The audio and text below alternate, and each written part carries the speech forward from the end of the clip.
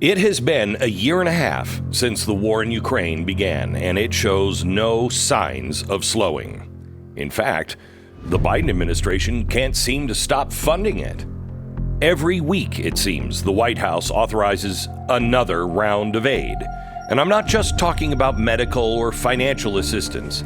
This aid comes in the form of bullets, missiles, tanks, and now cluster munitions, which have been banned by over 100 countries.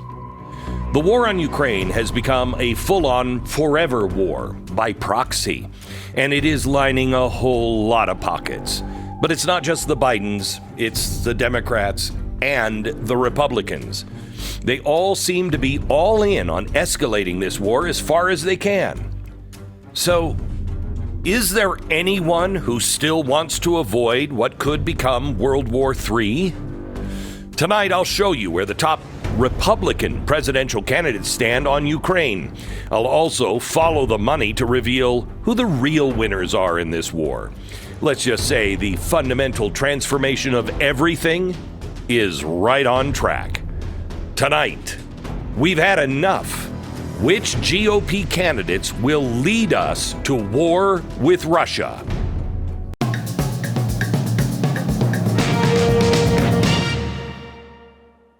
Well, hello, America. If you watched the Blaze Media Summit this past weekend, you witnessed something incredibly rare. What you saw was something you'd never seen really before. How many times have you seen a presidential debate or a town hall where the candidates never actually answer any substantial questions? Well, that's the way the campaigns and those who are running those campaigns love it. They design them to be that way. They filibuster, they delay, they weasel around, and then, oh, geez, I'm all out of time. That way, they can avoid any controversial questions. At the Blaze Summit on BlazeTV, it didn't happen that way. Tucker Carlson didn't allow it. Why? Because the controversial is exactly what you want to know about. You and I both have our lines in the sand right now. We have very specific concerns. And those are our litmus tests for those who we will vote for. For some, it's the border. For others, abortion, protecting our children from radical gender ideology, vaccine mandates, the weaponization of government. All of these issues are crucial. So why is it so hard to get a substantial comment on any of them? Why is it so hard to get a good answer on whether a forever war in Ukraine is what we should be engaging in? A potential third world war. I don't know. Call me old-fashioned, but I still think it's kind of a big deal. Ukraine has a divided Republican Party. A significant amount want to continue to fund and arm this proxy war. And that is exactly what it is. This is the United States versus Russia. But the battlefield is Ukraine. We just got out of a 20-year war. But then immediately, we entered a new forever war by proxy, and almost no one seems willing to de-escalate. In fact, escalation appears to be the strategy. Later on in the show, I'm going to show you exactly where all of the Republican candidates stand in the Ukrainian quagmire, in their own words, and then you'll have to decide. In the beginning, the Biden administration was all, sure, we'll give them some money and ammunition, but we're not going to give them any tanks or planes. Literally, no joke. He said, yeah, we can't do that because that would be World War III. But today, apparently, it's no longer a concern. We've let them have tanks. We have planes sent to them, and we're giving them longer-ranged missiles. Okay, so what is the consequence? Earlier this week, it appears that Ukraine attacked the bridge that connects Crimea to Russia.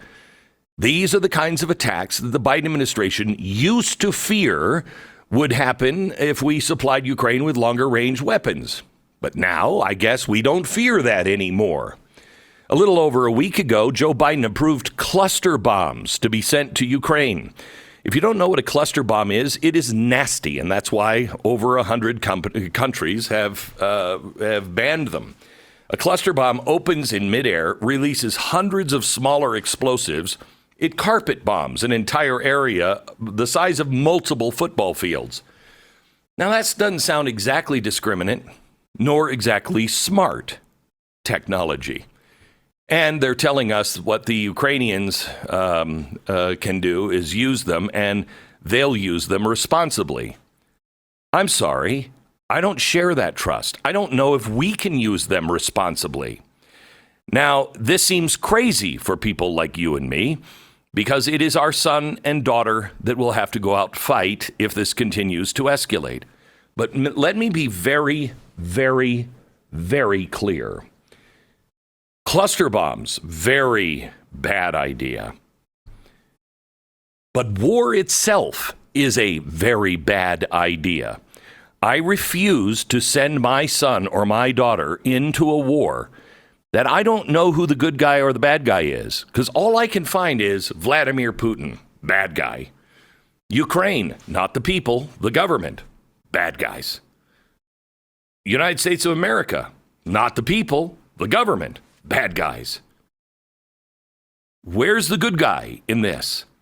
I am not sending my son into a war where I cannot identify the good guys. The majority of Congress couldn't give a crap about most of this. Recently, a small bipartisan effort attempted to rally Congress and deny Biden's cluster munitions transfer. It was defeated. 276 congressmen thought indiscriminate carpet bombing in Ukraine through proxy was a good idea. But the minority pressed on.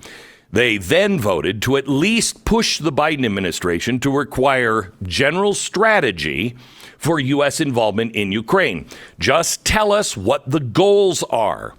That's it, and that was the vote. And it failed. This time, 301 congressmen said, I don't really care what the strategy is, or even if there is one.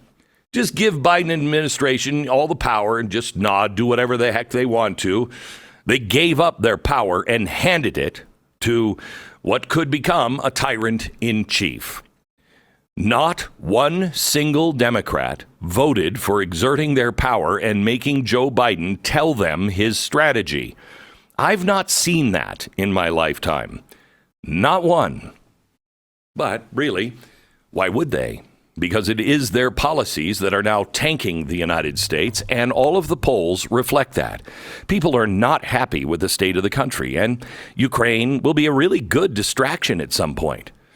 Last week, the Treasury Department reported that the federal deficit for the first 9 months of this fiscal year was a whopping $1.4 trillion. That's 2.5 times what it was at this point last year. Listen to this.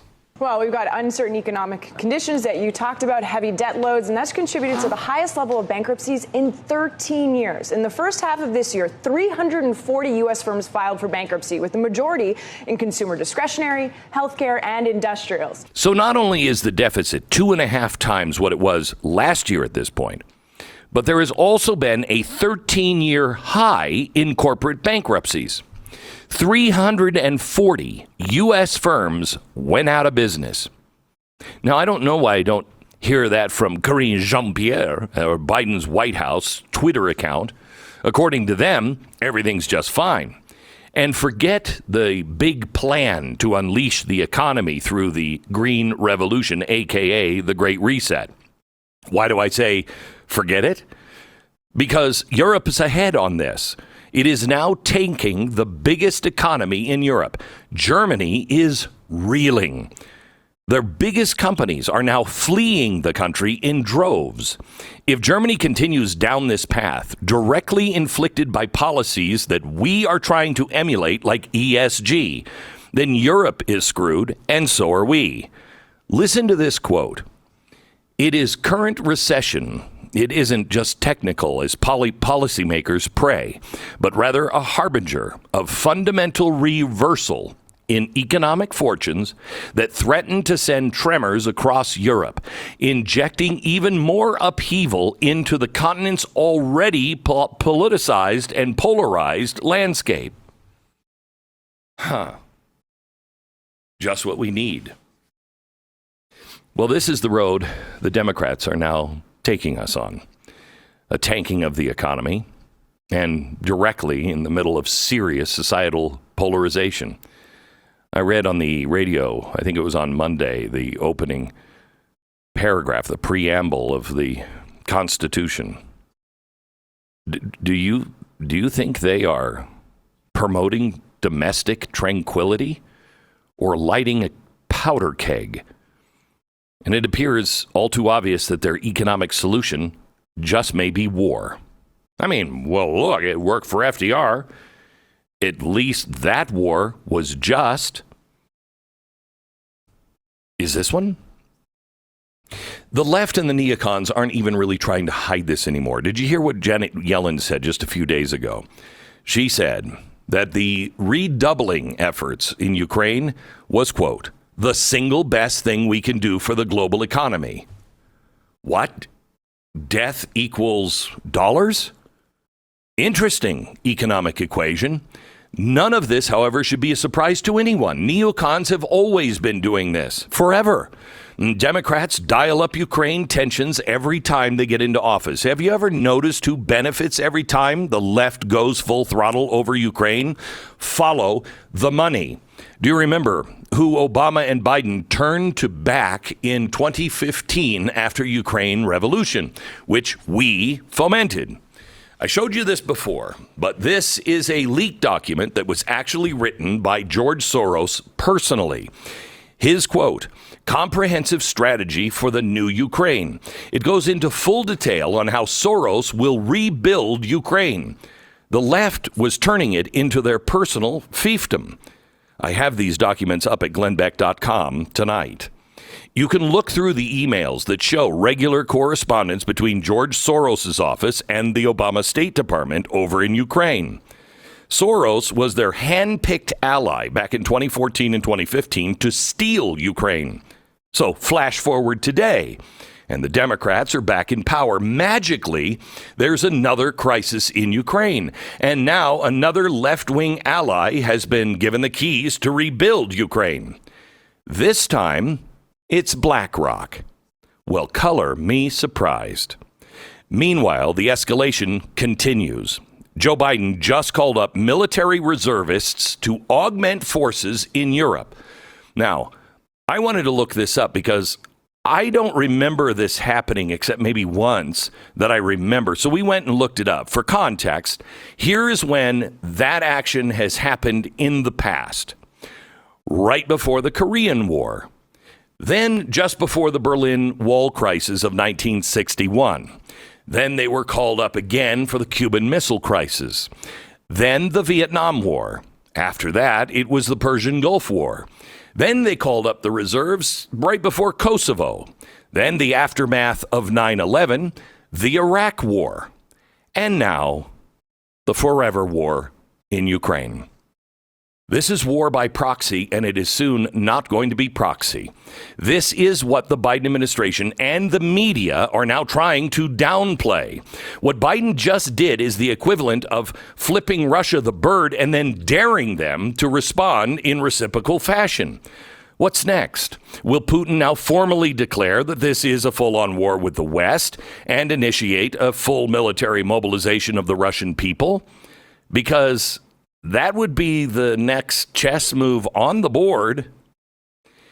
Is there anyone, and I mean even in this audience, that wants to put a stop to this? Is anyone willing and able to de-escalate? Many Republicans show they are right in line with Joe Biden on this. So is there any hope? Well, maybe the solution will come from one of the candidates who are hoping to dethrone Joe, the tyrant Biden.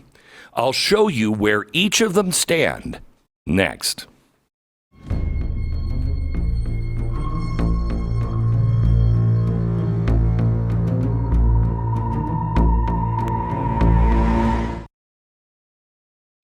I want to talk to you a little bit about the Jase case from Jase Medical. I've talked to you about it before. It is the Jase case holds 5 different antibiotics, the most important antibiotics for emergency use. So you have them in your home. They are also launching a new product, and I think this one is incredibly important. If we would go to war, Our supply lines will be grossly and greatly disrupted. We're already having a hard time with antibiotics. They've just launched a prescription supply service now that allows you to get up to a 12-month backup supply for your prescription medication in case of an emergency. This will cover a whole bunch of medications: cholesterol, diabetes, heart health, blood pressure, mental health. Your order will be reviewed by a certified healthcare professional and then delivered right to your door. I will tell you, there is nothing more important. I was reading a book about an EMP a while back, and one of the experts that was, going through all of this said, expect a rash of deaths in the next 2 weeks. They were a month into it. And the other guy said, why? And he said, medicine. Those who had medicine, it's about to run out. Please make sure your medicines, especially those that are produced overseas, are in your home. JaseMedical.com, Jase medical.com, and enter the promo code Beck. A checkout discount on your order. That's promo code Beck, JaseMedical.com. If Ukraine is one of the main topics that you're interested in for the next election, getting a straight answer is difficult, to say the least. President Trump did not attend the BlazeTV summit, but he did address the issue a few days ago with Maria Bartiromo. When she asked him what he would do, this was his response. What I'm saying is that I know Zelensky very well and I know Putin very well, even better. And I had a good relationship, very good, with both of them. I would tell Zelensky, no more. You got to make a deal. I would tell Putin, if you don't make a deal, we're going to give them a lot. We're going to give them more than they ever got if we have to. I will have the deal done in 1 day. 1 day. I will tell you, if somebody else had said this, DeSantis or any other candidates, this would have been a run for your life giant red flag for me. I will tell you, however, Donald Trump saying it makes sense. Donald Trump just gave, to me, one of the best answers that any of the candidates have given on this. We wouldn't be in this war if he had remained in office. We all know he does not like these forever wars. He's been saying that for a very, very, very long time, decades. But he also plays a different game. His strategy is strategic unpredictability. You never know what he really is going to do. He will boast and send multiple aircraft carriers towards North Korea at one point. His adversary didn't know, is this guy, will he actually do it? We all know with Joe Biden, he's not going to pull up the bootstraps and actually focus our Pentagon and everything else on winning the war quickly. You have to have a serious threat to get to the table. You have to have somebody playing the other side of the table, like a Donald Trump, that kind of, you look at him and go, he just might do that. And what he said was, I know both of them. I'm going to say to Ukraine, sorry, but you have to negotiate. You're not going to get everything you want. Same thing with Putin. And if you guys don't reach an agreement, or Ukraine, you are stuffy, well, we'll pull back. If they are not reasonable, we'll hit you with everything we got.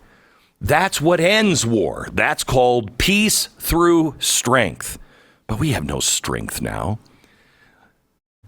What Trump is actually describing is something that we're not seeing from Biden, an attempt at dialogue for a peace deal with strength.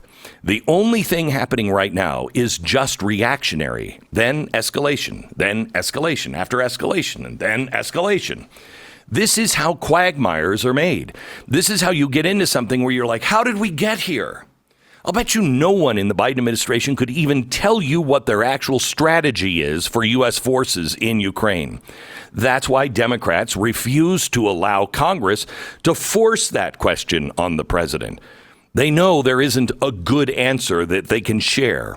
And this is what Tucker Carlson addressed with Tim Scott during the BlazeTV Media Summit.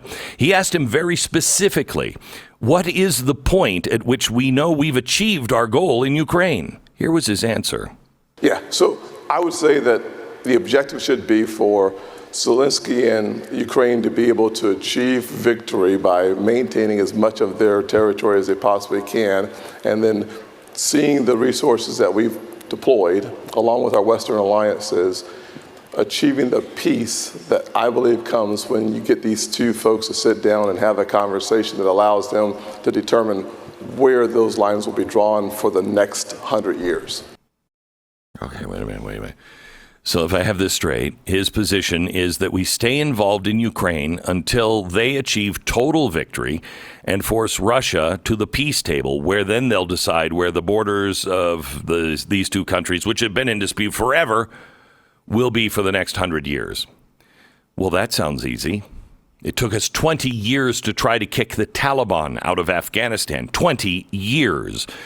But now all we're asking is for total victory and a century-long agreement on national borders. Okay, all right. Sorry, but I don't think this is the way to do that. This is exactly how a nation stays at war for 20, 30, 40 years. There is no strategy here. There is no plan for peace. This is exactly the same thing you might hear from Lindsey Graham or even Joe Biden, if Biden could still adequately string a few words together. The President Trump, his biggest competition right now is Ron DeSantis. But his position on Ukraine has been a little vague. So Tucker asked him the same thing he asked Tim Scott. What should be the goal in Ukraine? What do you think it should be? I think the goal should be to have a sustainable peace in Europe. Okay, we don't want there to be war breaking out. There have been a lot of people that have been killed, displaced. It's a horrible thing. But you have to provide an articulation of where you're going to go to get there. And my fear is right now is they're basically doing an open-ended conflict. This is going to be a multi-year quagmire. There's going to be a lot of people that are going to die, and there's not going to be much facts change on the ground. So I'd like a little more specifics here, but did you hear the direction he was alluding to? He talked about articulating a goal, a sustainable peace, and avoiding, quote, a multi-year quagmire. Later in the interview, he talked about how the United States shouldn't be the security blanket for Europe and how we should be prioritizing America's interest above else. It sounds like he would be pushing for the end of a war. We're just not sure how at this point. Tucker also talked to Ukraine with Vice President Mike Pence, and I'm sure you've seen the viral "Not My Concern" clip. Pence's inability to actually listen to Tucker's question probably just tanked his entire campaign. Here's Pence on his reason for continuing the war in Ukraine. Watch this. But let me say to you, our national interest in Ukraine, I believe, is born of the fact that I spent 10 years on the Foreign Affairs Committee in the House of Representatives. I spent 4 years as vice president. I've met Vladimir Putin. Let me tell you, if Vladimir Putin overruns Ukraine, I have no doubt that in a short period of time, that Russian military is going to cross a border of a NATO country that our armed forces will have to go and defend. Do you believe that? On this rationale, there would always be reason for us to get involved in war anywhere. This is what neocons want us to believe, that if Russia somehow takes territory in Ukraine, even though they can barely do that, they'll start invading Poland. But Vlad, it would start World War III. Screw it! Fire up nukes! Come on. Are we ready to fight a World War III? Are we ready for another 20-year battle, even if it doesn't go to nukes? We are hemorrhaging right now. Putin's a bad guy, really bad guy, but he's not nuclear psychotic unless backed into a corner. Pence is no different than any other neocon. Nothing would change under a Pence administration. It would be war after war after war, and this is exactly how a good portion of the entire GOP is right now. Tucker asked Vivek Ramaswamy about Ukraine, and I want to highlight something he said because it gets directly to how divided we all are, really, on this subject. Watch. Nearly our entire field is indistinguishable in practice from where Biden is on this, which is in an undefined, ill-defined way pouring more money into a war that I think is destined to become Vietnam or Iraq all over again. And if you don't learn from the lessons of the past, you're going to be making the same mistakes on an even larger scale going forward. We have to end this war. We can end this war and start prioritizing the interests of actual U.S. citizens here at home. Vivek is exactly right. Nearly everyone thinks that we have some moral obligation to come over to any other country's rescue. And those other countries are prioritized over the massive problems that we have here at home. This has split conservatives completely down the middle. Even allies now see themselves on other sides of the line here. Ben Shapiro, someone I consider a good friend, very important ally for conservatives, and one of the best guys I know. He tweeted something a couple of days ago I take issue with. He said that funding Ukraine means that you don't care about American issues was a bad faith argument. Okay. His first point was, quote, pouring money into poverty-ridden areas does not result in prosperity. That has nothing to do with Ukraine. I actually agree with him. I don't think anyone saying that we should stop funding this forever war has called, unless you're on the left, for redirecting that money into poverty-ridden areas. I'm not asking for that at all. I agree with Ben that this has never solved anything. Look at California. How many billions have they poured into their homeless and drug problems? Has it fixed anything ever? California is number one in the country for homeless. They also have more drug deaths, drug overdoses than any other state by far. Throwing money at these issues is clearly not working. But I also showed you that the deficit is already 2.5 times what it was this point last year, $1.4 trillion. That's 9 months. If you want to look at the whole year, it's over $2 trillion. How many more billions can we afford to send Ukraine this year, then the year after, then the year after that? How long before that preventative war turns into another war in some other part of the world? When and where does it stop? When do we heal ourselves? We don't have the munitions. We also have record migration continues to hit us on the southern border. What do you think's happening in France? Drugs are flooding into this country. In 2020, 1.4 million pounds of drugs were seized at the border.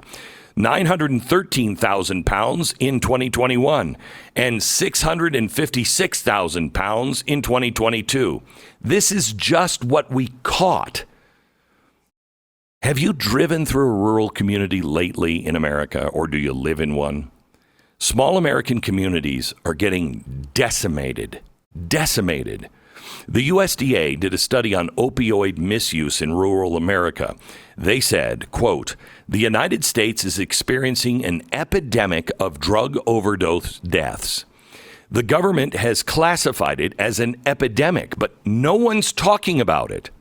Listen to this, quote, a December 2017 survey by the National Farmers Union and the American Farm Bureau Federation found that as many as 74% of farmers have been directly impacted by the opioid crisis. 74% of our farmers. All of the drugs bring crime, and rural America has seen a shocking spike in violent crime. And on top of that, jobs in rural communities are disappearing one by one. They never really recovered since the 2008 financial crisis, but they were all forgotten, swept away by the next big story, whether it was Trump, Russia, or now Russia and Ukraine.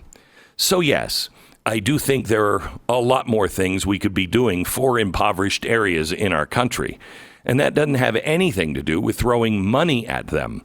Acknowledging they actually exist would be a good first start. Not spending billions on a forever war, seeing inflation price them out of basic goods, having their retirement plans destroyed. That would be a good part two, wouldn't it? Now, Ben's second part of his tweet stated, the notion that America has no interest in Ukraine is untrue. We have an interest in Russian military being defanged so they do not invade surrounding nations. Okay, well, how is this any different from the neocon excuse for literally every conflict they get us into? This is not the 1950s, 60s, or 70s. American security guarantees were made to ensure a ravaged Europe was safe from the Soviet Union. There was a real interest back then to make sure Europe didn't fall. Why are we still playing the same role in 2023? Europe isn't impoverished yet. We almost are. We are also pushing Russia into the arms of China. That is an authentic threat. Something has to change. And for the GOP, it has to start in the House. We need brave new thinkers in both the White House and Congress. And I'll talk about one of those brave new thinkers. Talk to them next.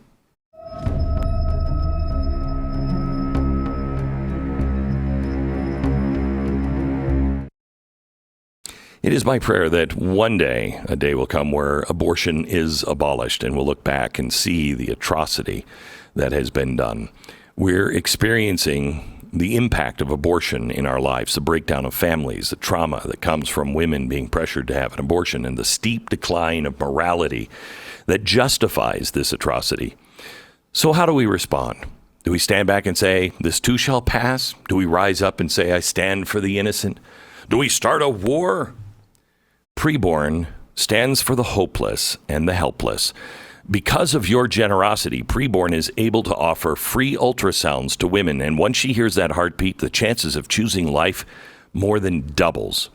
And years from now, when your grandchildren say, what did you do about abortion? Grandpa, Grandma, you can say, I saved life through Preborn. I saved many lives. One ultrasound is $28 to save a life. Could you do $28 a month? That's 12 children.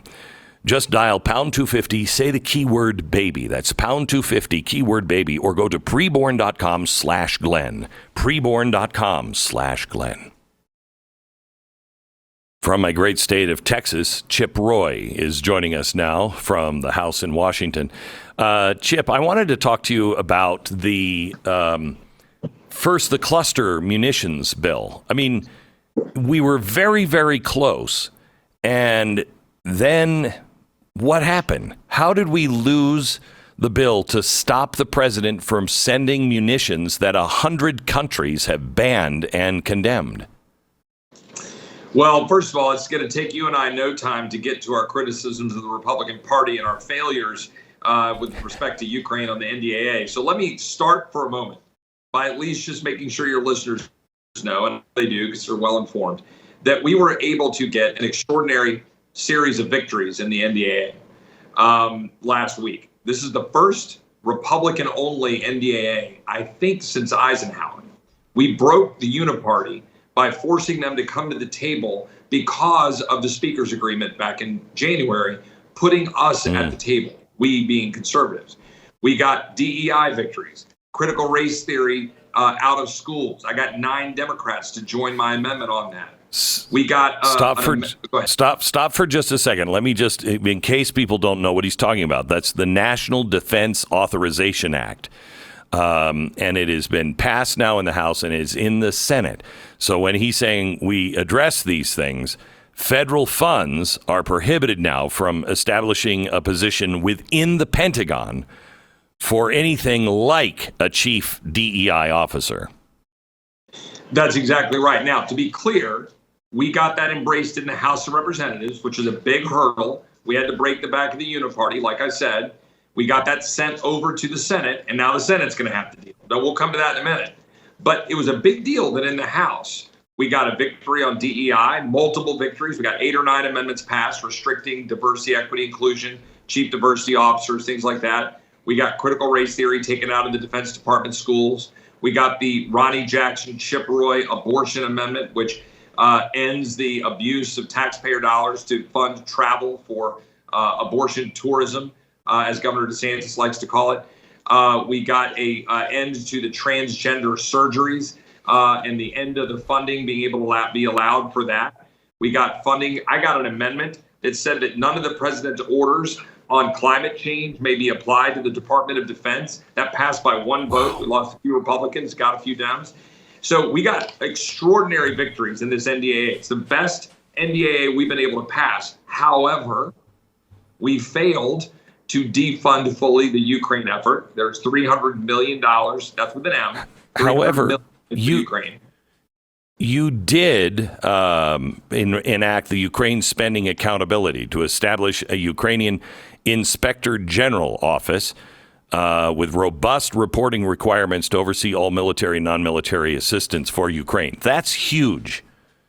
That's one of my biggest concerns. This is a money laundering situation, in my view. We're losing. Yes. I'll bet you we're losing bottom, most conservative number. I think we're losing 30% to graft. That's exactly right. And we were able to get my amendment, which added those robust reporting requirements. My colleague, Congressman Burkeen's amendment that improved the Inspector General's office. Thomas Massey had a good amendment. Victoria Sparks, Warren Davidson. We all had amendments to strengthen the reporting and the Inspector General stuff. What we wanted to do, however, was remove the $300 million of additional funding for Ukraine. Now, again, that's peanuts compared to the $113 billion that they've already authorized and spent a lot of. But we didn't want to spend any more. And to your first question, finally getting there, we had an amendment to say, guys, we shouldn't be giving this cluster ammunition to the Ukrainians when we don't even think we should be giving it to anybody throughout the world. For the most part, I mean, maybe you give it to Israel if they're, dealing with Iran or something in a situation. But this is a, highly deadly weapon, and we thought not giving this to Ukraine, and unfortunately, we only got, I think, 45 votes or something like for that. So we were pretty short in able to get in terms of trying to get that passed. So Chip, why did that happen? I mean, Putin was very clear. This is a very dangerous bomb. This escalates like crazy. Why didn't they say yes to that? Well, I think let me go back to the positive. We're breaking the back of the uniparty and the defense establishment in this town by changing the way they do business, by having a Republican-only bill, getting all of these improvements. That's a sea change. But the culture in this town is all built around whatever defense wants. And there's a reflexive belief by too many, I think, in our conference that you got to be able to do whatever defense wants. And in this case, say, well, we might need this weapon. We might need this weapon for other countries. Or in this case, even Ukraine, they might need these weapons in order to stop Putin. My view is, well, one, why would we give such a dangerous weapon to an unstable country that's still trying to sort itself out, has enormous amounts of corruption and so forth? And why would we do it in a world in which that might be viewed as, or would be viewed as escalating, when what we want to do is de-escalate? And let me tell you another amendment that didn't pass. I offered an amendment to say simply that NATO should pay its dues, right? That failed. Now, it was close, 218 to 212, but that means we lost a few Republicans. Literally, to say that NATO should pay all their dues. So my view is this is a European conflict. Europe should figure out what they're doing.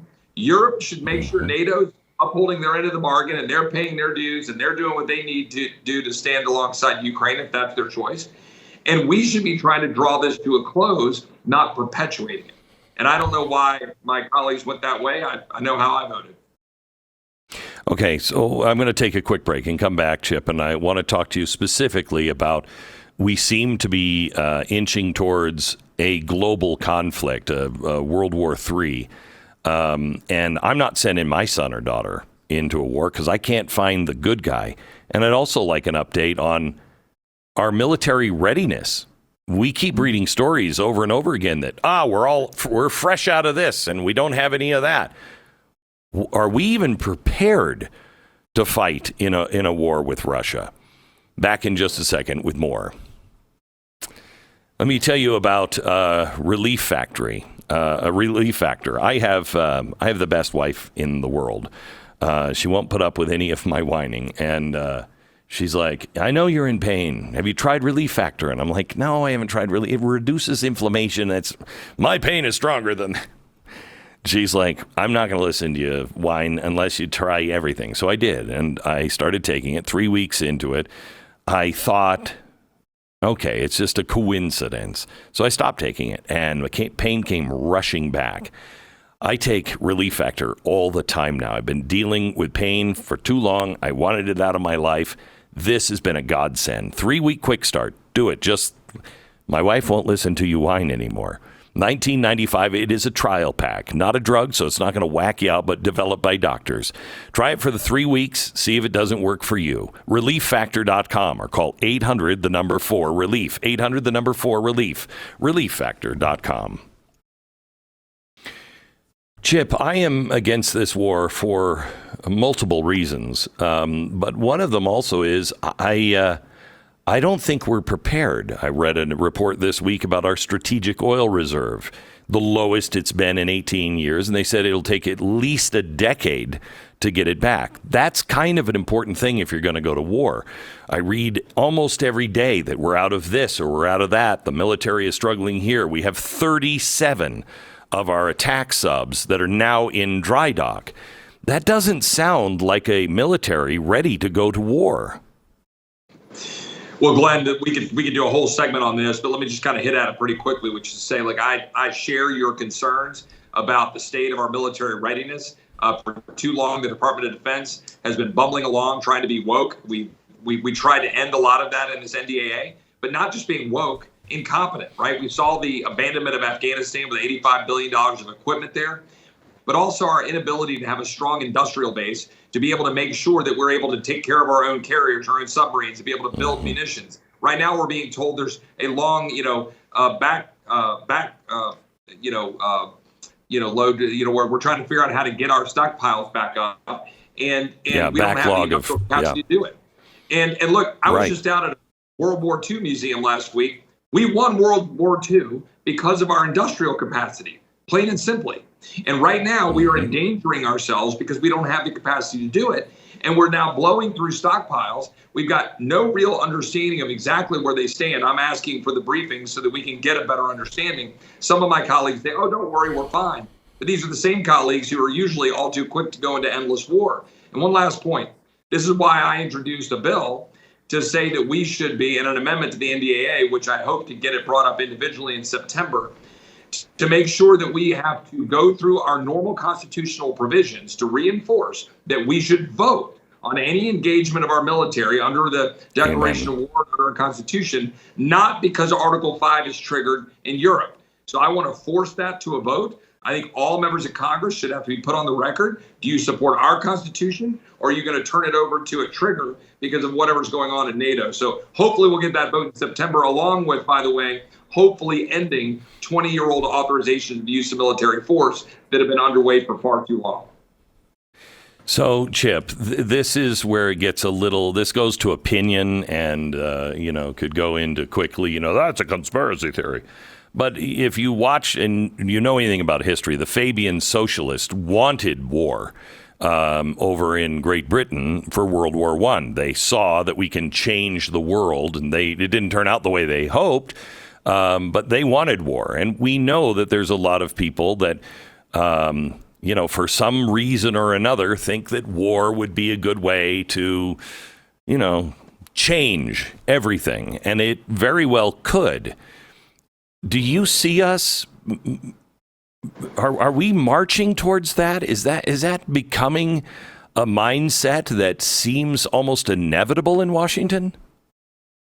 Well, I'm glad you asked that question. It piggybacks on what I just said, which is, thankfully, some of us are forcing these questions. We will in September, I think, be able to finally vote on ending the 1957, 1991, 2002, 2001 authorizations of the use of military force. We should not be operating under those authorizations that go back decades. Now, would I support a new authorization of the use of force against certain bad actors that maybe they're Iranian proxies that undermine Israel? Sure, I'll consider it. Come brief me, put it down on the table, put it in front of me, and I'll say, great, let's authorize force where it's needed. But to have a 20-year war where we spent $7 trillion and lost 70-something hundred men and women in uniform, where we had 77,000 who were injured.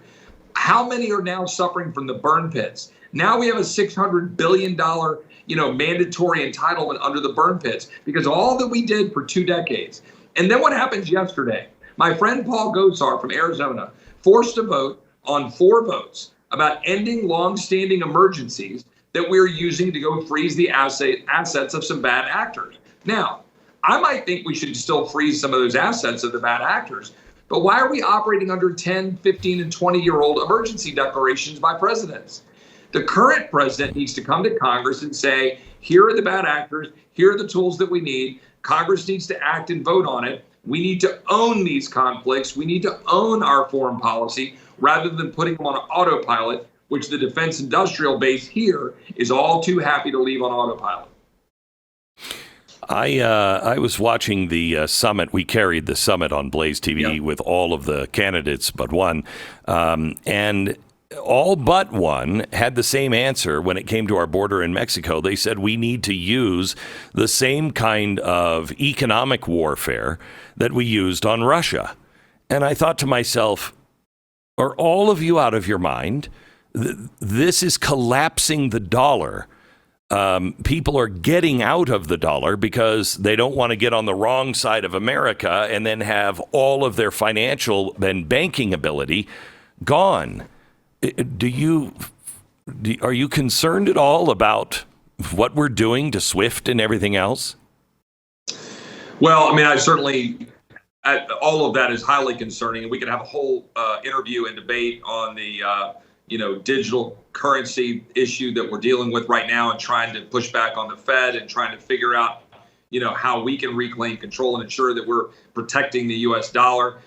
These are all things that we need to have further conversation about. And look, you just don't need to overcomplicate things, right? You can go secure the border by actually just securing the damn border, right? I mean, literally just stop the flow. You and I could do that tomorrow. So why are you complicating it with things that shouldn't be a part of the mix? But again, this whole thing, everything we're doing is what you said a second ago. Everything's on autopilot for a handful of people to continue to be able to get empowered and get enriched. And it's not just war. It's our health insurance and all of our, so-called health care. It's all corporate cronyism, making trillions on the back of taxpayers. It's every single industry. And by, the Wall Street Journal, they chime in and they're for every bailout. They're for every single one of these, the debt ceiling increase in Memorial Day. Yep. Why? Because they're all in bed together. That's the truth. Chip Roy, thank you so much for doing what you do. Thanks for being on the program tonight. Godspeed. Thanks, Glenn. God bless you, my friend. You bet. America, people ask all the time, what do we do? What do we do? How can we fix this? Honestly, if you want to save your family, the country, and the world, just do the next right thing. Good night.